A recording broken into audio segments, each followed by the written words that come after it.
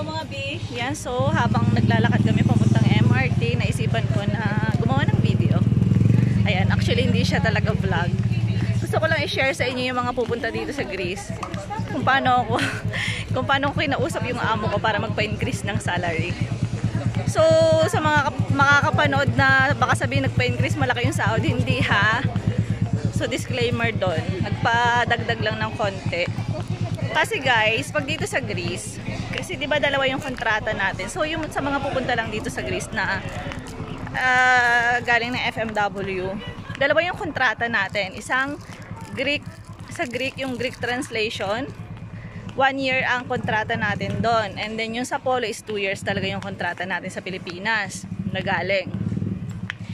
So kapag may 1 year ka na dito sa Greece, meron kang karapatan. Basta may papel ka na guys ha. For example, na-apply na yung papel mo for residence permit. So after 1 year, meron kang kalayaan na lumipat. Kasi ano yun, kahit naman yung amo ko alam din nila yun kasi sinabi din ng lawyer sa kanila yun na after 1 year, kung talagang ayaw ko na, hindi nila ako mapipigilan kung talagang gusto kong lumipat. So meron tayong karapatan. Kahit na may 2 years contract tayo sa Polo. Okay, so may rights din tayo dito. Kasi nga may 1 year lang naman talaga yung sa Greek contract. Okay? So yon. So pag-uwi ko ng Pinas, pagkagaling ko ng Pinas, so syempre mahal ang bilihin sa Pinas, 'di ba?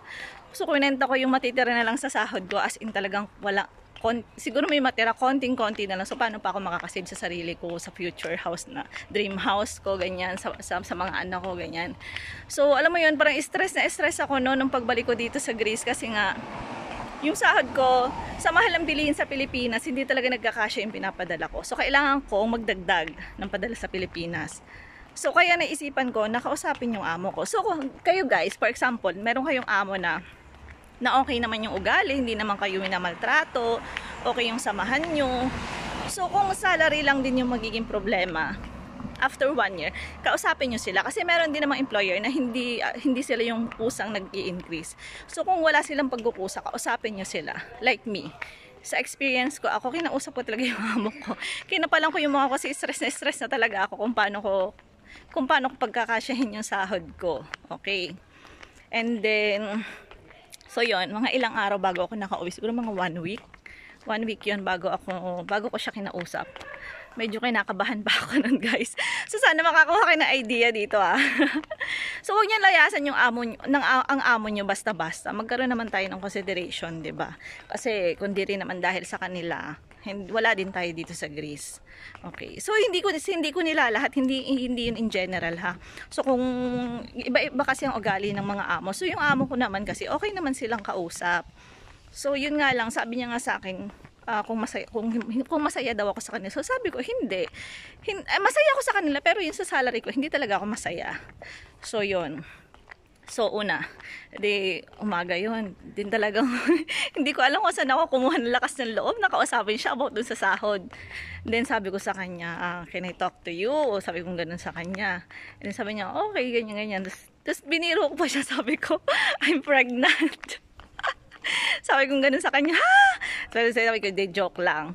Tapos dun yun, sinimulan ko siyang kausapin na about nga dun sa sahod. Sabi ko sa kanya, okay, didetali ko sa inyo para magka-idea kayo. So ganun yung simulan nyo. Kailangan kayo, happy. Huwag yung medyo malungkot, ganyan. So para maganda yung effect ba sa kakausapin nyo. So yon. So kinausap ko siya, sabi ko, kung pwede ka na kausapin. Ganyan nga, sabi ko, kinakabahan pa nga ako, sabi ko sa kanya, kinakabahan ako, hindi ko alam kung paano ko sasabihin sa'yo. Sabi ko gano'n sa kanya. Sabi niya, no. Sabi niya, tell me. Sabi niya gano'n sa akin. So, yun, nagsimula na. Sabi ko, di umupo kami parehas. Sabi ko sa kanya, alam mo naman yung bilihin ngayon, sobrang tataas na, diba? Sabi ko gano'n sa kanya. Tapos, sabi ko, nung umuwi ako ng Pilipinas, talagang ramdam ko yung talagang taas ng bilihin. Sabi ko ngayon, alam mo naman may 3 akong anak. Actually nung una, inano ko yung kapatid ko, sabi ko, Ay hindi pala, sabi ko pala sa kanila na yun, alam mo yun, may 3 naman akong anak, tapos ako lang yung nagtatrabaho, sabi ko sa kanya, tapos next year magka-college na yung anak ko. Ay hindi pala college, parang junior high school ba yun? O senior, basta ganon. So ayan, test 2 na yung high school ko, sabi ko sa kanya. Sabi niya, oh okay. Tapos, sabi ko, may nag-offer sa akin na salary na, sabi ko, 1,200. Sabi niya, okay. Okay lang siya ng okay. Tapos, sabi ko, kung gusto mo, kasi, kung gusto mo, i-refer ko na lang yung kapatid ko, sabi ko sa kanya. And then, sabi niya, ha? Eh, di ba 2 years yung kontrata? Sabi ko, I know. Sabi ko ganun sa kanya. Alam ko 2 years, pero, yun sa kontrata dito sa Greece, alam niya naman yun na may karapatan talaga akong lumipat. Yun. Tapos medyo na-disappoint nga siya sa akin kasi sabi niya, 'di ba? Parang pinauwi nila ako, libre yung pamasahe and then with pay yung vacation.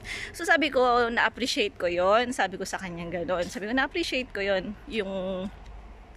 yung binigyan yung pabor sa akin. Sabi ko ganoon.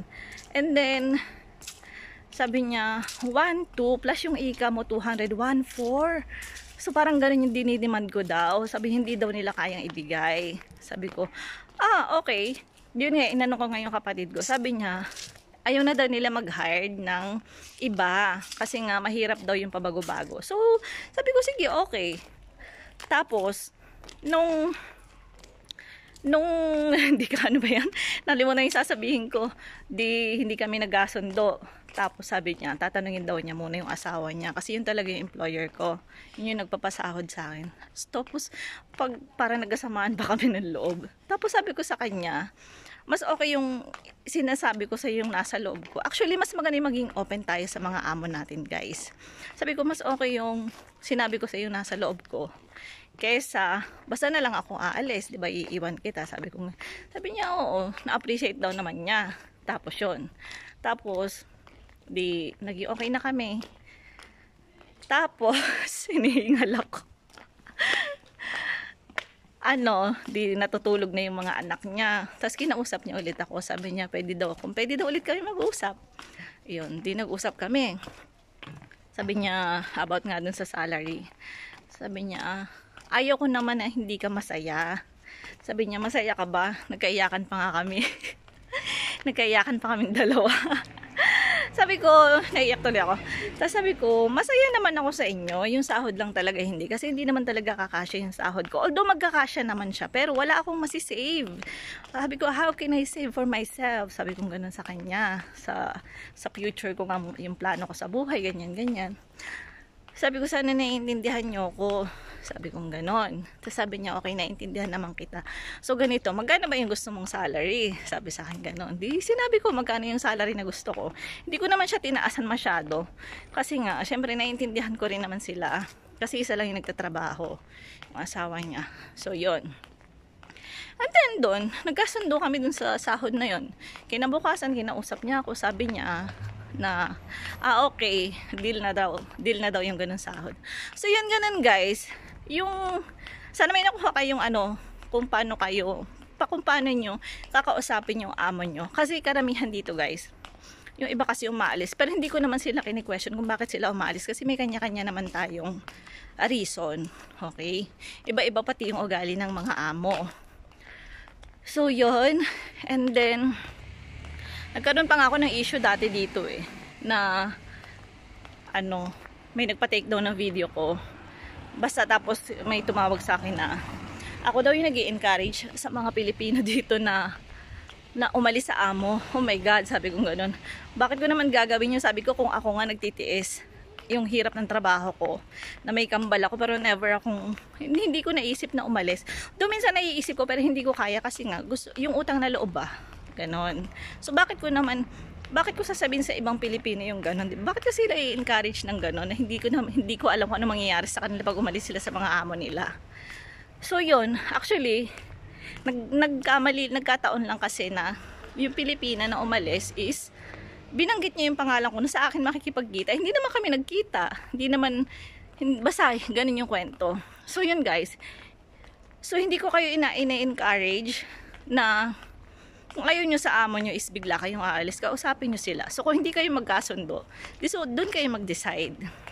Kasi masisira yung record nating mga Pilipino.